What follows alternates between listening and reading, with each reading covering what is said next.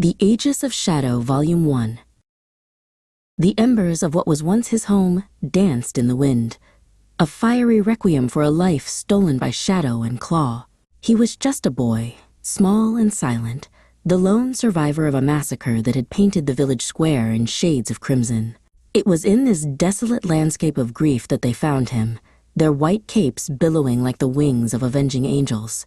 They were the White Knights, masters of the Aegis cloak, and they saw in his eyes a flicker of a flame that refused to be extinguished. Years passed under the tutelage of the White Knights.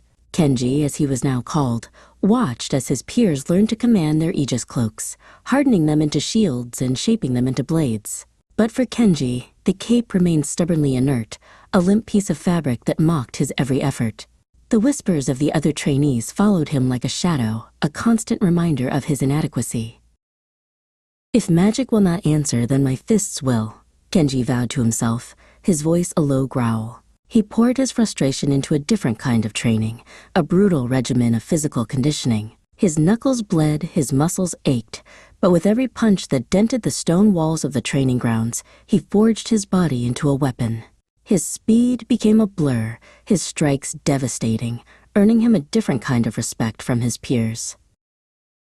It happened during a sparring match, a mock battle against one of the senior knights. Kenji was outmatched, his opponent's hardened cape deflecting his every blow. Pushed to his limit, a primal roar escaped his lips, a torrent of raw emotion. In that instant, something shifted. The cape on his back, the one that had been his shame, erupted with a brilliant white light, wrapping around him like a second skin. The control came to him as naturally as breathing. The cape responded to his every thought, his every whim. He could feel its threads, its very essence, intertwined with his own. With a surge of exhilaration, he willed it to lift him, and he soared into the air, the first white knight in a generation to achieve true flight. The whispers of his inadequacy were replaced by gasps of awe. He could do more than just fly. The Aegis cloak became an extension of his will, a canvas for his imagination. He could form intricate weapons, a spear of solidified light, a shield that could withstand a dragon's fire, a flurry of razor-sharp projectiles. His power was unlike anything the White Knights had ever seen, a raw, untamed force that both impressed and unsettled the Order's elders. The day of his official induction was a grand affair. Kenji knelt before the Grand Master, his heart swelling with pride. He was no longer the outcast, the boy who couldn't connect with his cape. He was a White Knight, a protector of the innocent. As the Grand Master slipped the silver ring onto his finger, a symbol of their order, he felt a surge of magic, a cool, calming energy that settled deep within him. "This ring will amplify your connection to the Aegis cloak," the Grand Master explained, his voice resonating with ancient wisdom.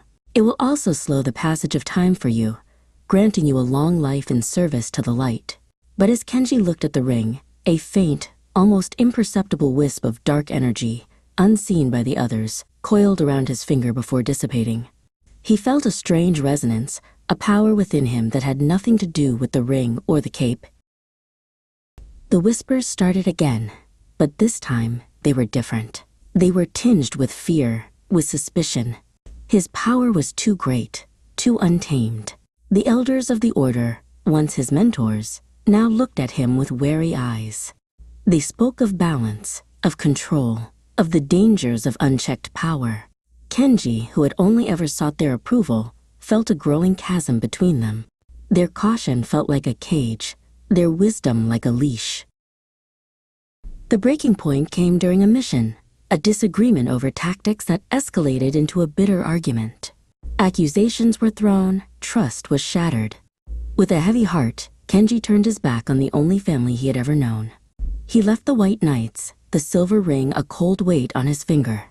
He journeyed to a new city, a sprawling metropolis of steel and glass, a place where no one knew his name, where he could forge his own destiny. To be continued.